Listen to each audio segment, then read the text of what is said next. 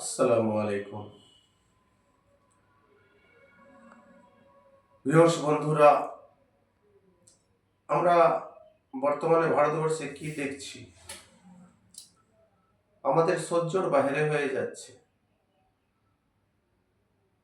আইন কানুন গণতন্ত্র বলে কিছু আছে ভারতবর্ষে? না, নেই। কিছু আর বোঝা যাচ্ছে না। কেউ সেফ নেই। যে নেতা সে হচ্ছে চিতা।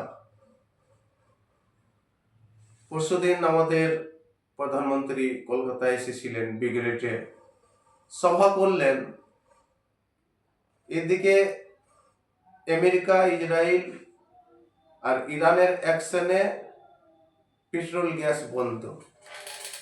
মানুষ হাহাকার করছে, কিন্তু মোদিজি এসে ভাষণ দিলেন, अखंड भारत ग्रेट इजराइल। इसका एक ही लक्ष्य है, जो इजराइल और भारत का एक ही लक्ष्य है। अगर इजराइल ग्रेट बने तो पाकिस्तान को आईना दिखा सकता है। यही बोला ना आपने? अरे आईना अब कोई को नहीं दिखाना पड़ेगा, आईना तुम खुद देखोगे। হ্যাঁ, সত্যি বলছি। আয়না এখন আপনি নিজেই দেখবেন, কারণ হ্যাঁ, আপনাদের আপনাদের যে ডায়লগ, এই ডায়লগ আপনাদের পুরাতন হয়ে গেছে। আপনাদের অফিসার সম্বলে উত্তরপ্রদেশে মুসলিমদেরকে বসিয়ে সে আদেশ করছে যে আমেরিকা ইসরায়েল ইরানকে মারছে, তাতে তোমার কি? হ্যাঁ, তোমাদের যদি বেশি ফাটে তো তোমরা চলে যাও ইরানে। দেশটা কি তোর বাপের নাকি? দেশটা তুই বানিয়েছিস?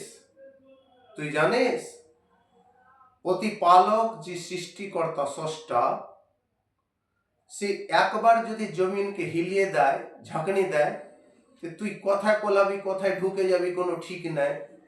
আর ভারতবর্ষের জমিন তোর বাপের?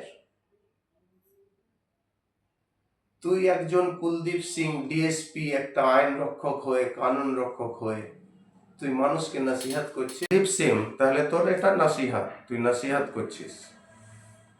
তুই মুসলমানদেরকে সামনে বসিয়ে ওদেরকে ভয় দেখাচ্ছিস। হ্যাঁ, আর তোর বাপ এদিকে কলকাতা বাইরে থেকে লোক এনে সভা মঞ্চ তৈরি করলো, একজন বিধায়িকাকে পাথর পাথর তার বাড়ির উপরে পাথর চড়াও করলো। তোদের কত বড় স্পর্ধা! আর তুই মুসলিমকে বলছিস যে এখানে যদি ইরানের পার্ট লিস তাহলে তুই চলে যা। ইরানের পার্ট কেউ নেয় না। তোরা আমেরিকা ইসরায়েল বাপ, তোর বাপ এখন লোকের মদত খুঁজে বেড়াচ্ছে রে।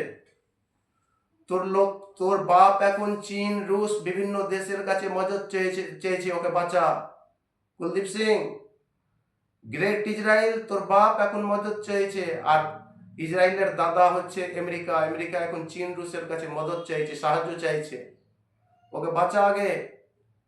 আর তোর বাপ এদিকে এসেছিল কলকাতাতে, বাইরেকার লোক ট্রেন বাস ভর্তি করে সভা করতে। বেঙ্গলের লোক তো যোগ দেয়নি, সব চিনে নিয়েছে মালটাকে। এই মালটা কি রে?